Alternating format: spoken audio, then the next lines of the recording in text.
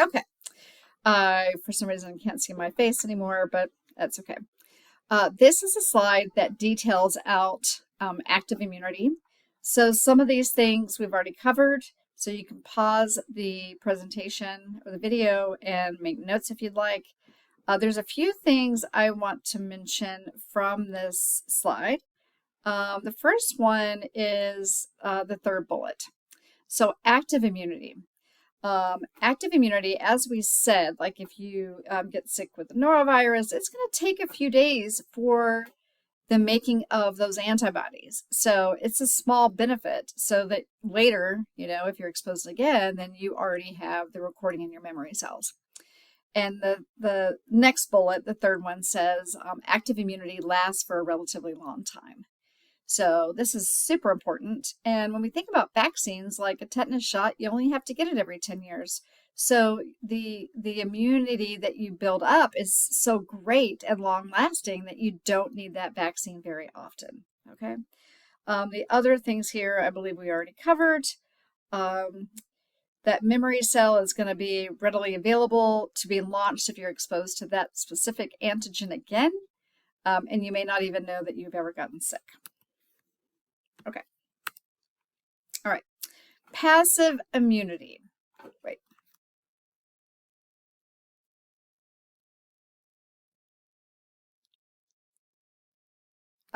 Okay. One last thing on this slide. Active immunity, the very last bullet. Artificial active. So vaccines induce an immune response. Okay. So hence it's active. It's artificial because it's by a medical procedure. You don't get sick, but we make the antibodies and the memory cells. Okay, so I know that you probably know that from a previous slide, but I just wanted to highlight that last bullet. Okay, so when we think about passive immunity, so antibodies are given to an individual from another human or animal. You're not making your own antibodies. Now, of course, it can be natural, as the second to the last bullet. So you've gotten it through normal life experiences, or in the case of an immunocompromised individual, you might be given antibodies for a particular illness. So I'm thinking rabies, I'm thinking that convalescent therapy that occurred during COVID-19. So you're getting antibodies from another organism, be human or an animal. So also in passive immunity, we're not going to have any memory of that original antigen because we bypassed that whole part of the immune system. So because that third line of defense or that part of the immune system isn't launched, then we're not going to have any memory of it, right? It's just sort of in and out. So we see that we're going to lack antibody production against the disease, lack the memory cells. It's going to be active immediately, which is amazing. But it's only going to work short term. So it's only going to last as long as the antibodies last, which I think is about 7 days. I'm looking at my notes.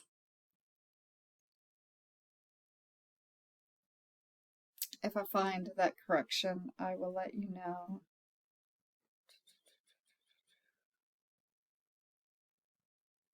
Okay. All right. It can be natural or artificial in origin. So we have those two things at the bottom. So I believe we've gone over that. Okay, so here is this special case of thinking about, as your book called it, convalescent serum. So essentially, there was some research done involving the transfusion of horse serum containing antitoxins to prevent tetanus and treat diphtheria. And that particular anti-serum from animals has now been replaced with human products. So essentially, we have used animals that were exposed to various, well, they're talking about the antitoxins. So essentially, some part of the tetanus or diphtheria illness, disease, so that animals were making the anti-serum, essentially making the antibodies. And then we would collect and purify that and give it to humans. But now we're replacing that with human products. So you can see we get some of these, it's called, IG immunoglobulins are essentially antibodies, and we can extract that from pooled blood of many human donors. So, for like COVID-19, we did that. Processing concentrates antibodies to increase potency and eliminate potential pathogens.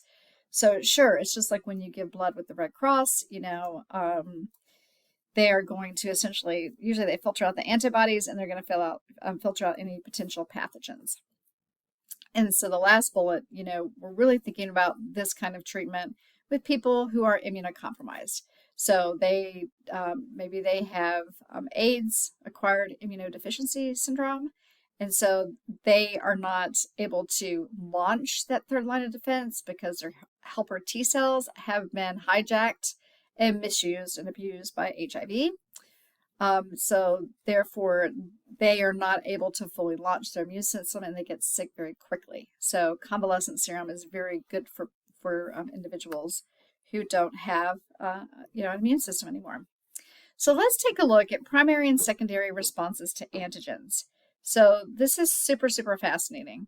I want you to take a look at the figure first before you get kind of crazy about the terms. But essentially, on this x-axis, we have time. So we, okay, that's enough of that, time. And then on the y-axis, we have the concentration of antibodies.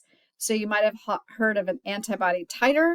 So when you're going to nursing school or before you start nursing school, they're going to ask you to have an antibody titer for a variety of different pathogens so that they can make sure that you get the vaccines that you need if you're no longer immune to those diseases, things that you might come into contact with in an ER, an ICU, nursing facilities, and so on. Okay, so the first time that you're exposed to a particular antigen, we see that there's going to be this, what they call latent period, which is also understood when we get sick and maybe we're asymptomatic. They'll tell you it might take 7 to 10 days to show symptoms. So if whatever the disease is and the incubation time and all that good stuff. Well, essentially this latent period is an incubation time. It's when it's in you. You're not physically sick. You don't have the fever.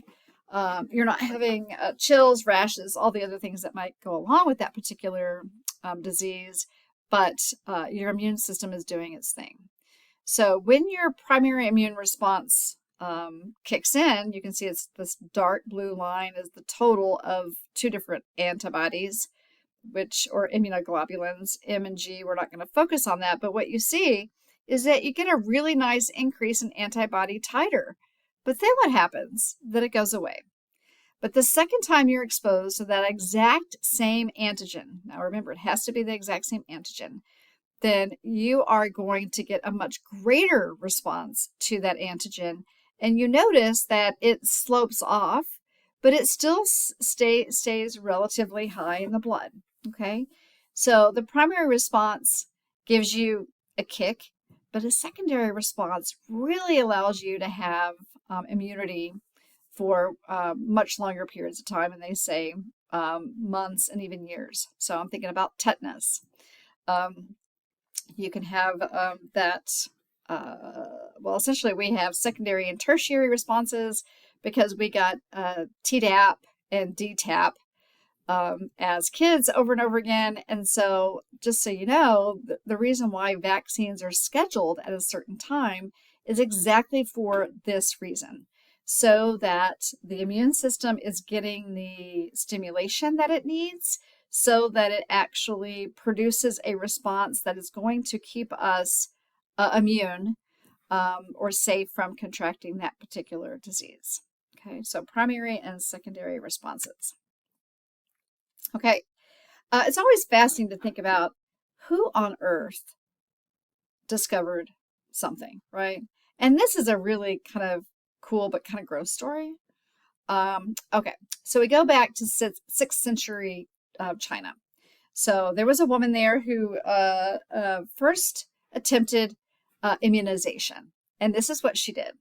She dried and ground up the pus and scabs. Well, it says scabs. Well, scabs are made of some pus, dry pus. But anyway, she ground up those scabs and then she blew that dust, if you will, infectious dust, into the nostrils of vulnerable family members. Okay, so that was the first attempt. It worked. I think it was like half the family survived and half did not. But it was not exactly a pretty story, but essentially, luckily somebody else wanted to play around with this too. Okay, so the 10th century. So thinking about, again, taking some potentially infectious particles and then doing something with it. So this is the deliberate inoculation of dried pus from smallpox pustules of a patient into the arm of a healthy person. Okay. So before it was just drying and grinding up stuff and blowing it into the nostrils, but this was it was an attempted immunization, but we know that with variolation, that this is the first time that it was a deliberate action. Let's see if we can take some infectious material. In this case, it was from the pustules. So this is when it's actually weeping, kind of like with chickenpox or shingles. So you have these bubbles on your skin and they're opening up and weeping. So essentially then you can see that they put it into the arm of a healthy person. So you could just scratch the skin and try to inoculate the skin essentially with some of that material. So you see that was used in parts of the Far East until it was brought to England in 1721. And unfortunately, the people who were working with this got sick and died. And then many recipients also got sick and died. So it wasn't really a great way to do things. I'm going to end this video now, and we will pick up with Jenner and his discovery and implementation of the first safe and effective vaccine.